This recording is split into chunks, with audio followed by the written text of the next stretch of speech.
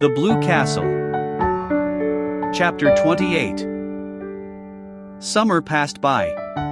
The Stirling clan, with the insignificant exception of cousin Georgiana, had tacitly agreed to follow Uncle James's example and look upon Valancy as one dead. To be sure, Valancy had an unquiet, ghostly habit of recurring resurrections when she and Barney clattered through Deerwood and out to the port in that unspeakable car.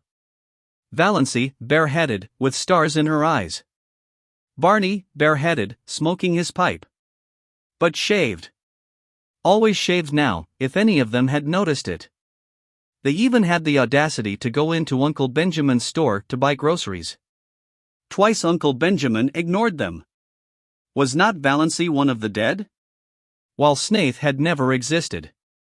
But the third time he told Barney he was a scoundrel who should be hung for luring an unfortunate, weak-minded girl away from her home and friends.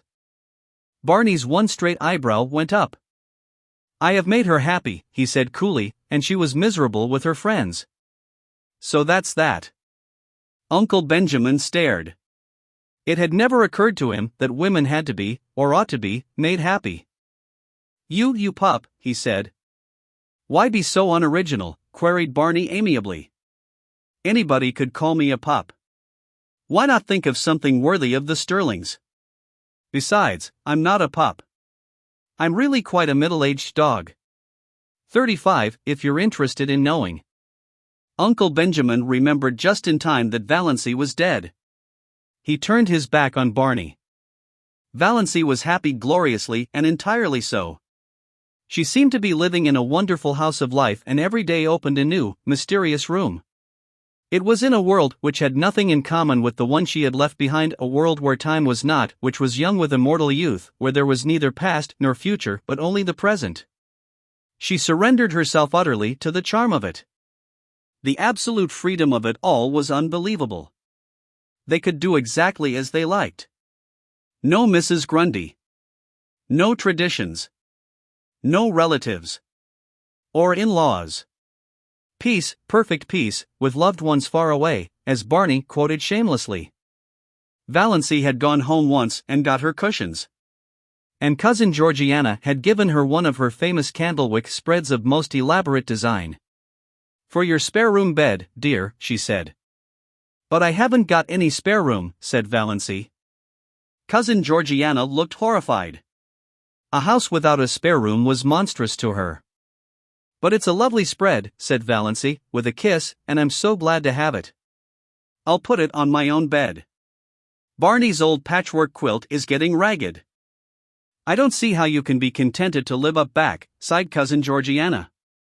"It's so out of the world." "Contented?" Valancy laughed. What was the use of trying to explain to cousin Georgiana? "It is," she agreed, "most gloriously and entirely out of the world." "And you are really happy, dear?" asked cousin Georgiana wistfully. "I really am," said Valancy gravely, her eyes dancing. "Marriage is such a serious thing," sighed cousin Georgiana. "When it's going to last long," agreed Valancy. Cousin Georgiana did not understand this at all. But it worried her, and she lay awake at nights wondering what Valancy meant by it. Valancy loved her blue castle and was completely satisfied with it. The big living room had 3 windows, all commanding exquisite views of exquisite Mistawis. The one in the end of the room was an oriel window which Tom Montgomery, Barney explained, had got out of some little, old-up-back church that had been sold. It faced the west, and when the sunsets flooded it, Valancy's whole being knelt in prayer as if in some great cathedral. The new moons always looked down through it, the lower pine boughs swayed about the top of it, and all through the nights the soft, dim silver of the lake dreamed through it.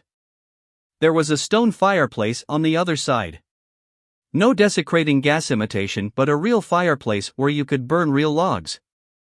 With a big grizzly bearskin on the floor before it, and beside it a hideous, red plush sofa of Tom Montgomery's regime. But its ugliness was hidden by silver-gray timber wolfskins, and Valancy's cushions made it gay and comfortable.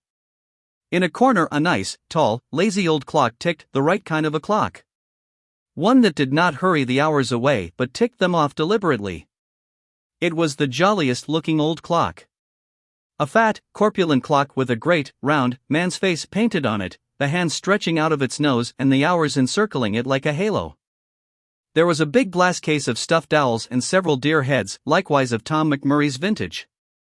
Some comfortable old chairs that asked to be sat upon. A squat little chair with a cushion was prescriptively Banjo's. If anybody else dared sit on it, Banjo glared him out of it with his topaz-hued, black-ringed eyes. Banjo had an adorable habit of hanging over the back of it, trying to catch his own tail. Losing his temper because he couldn't catch it. Giving it a fierce bite for spite when he did catch it. Yowling malignantly with pain. Barney and Valancy laughed at him until they ached. But it was Good Luck they loved. They were both agreed that Good Luck was so lovable that he practically amounted to an obsession. One side of the wall was lined with rough, homemade bookshelves filled with books, and between the two side windows hung an old mirror in a faded gilt frame, with fat cupids gambolling in the panel over the glass.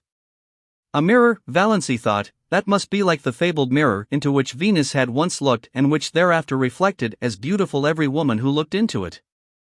Valancy thought she was almost pretty in that mirror. But that may have been because she had shingled her hair. This was before the day of bobs and was regarded as a wild, unheard-of proceeding unless you had typhoid. When Mrs. Frederick heard of it, she almost decided to erase Valancy's name from the family Bible. Barney cut the hair square off at the back of Valancy's neck, bringing it down in a short black fringe over her forehead. It gave a meaning and a purpose to her little, three-cornered face that it never had possessed before. Even her nose ceased to irritate her. Her eyes were bright, and her sallow skin had cleared to the hue of creamy ivory. The old family joke had come true, she was really fat at last anyway, no longer skinny.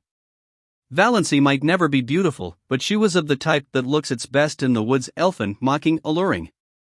Her heart bothered her very little.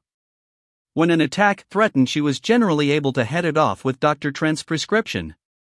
The only bad one she had was one night when she was temporarily out of medicine. And it was a bad one.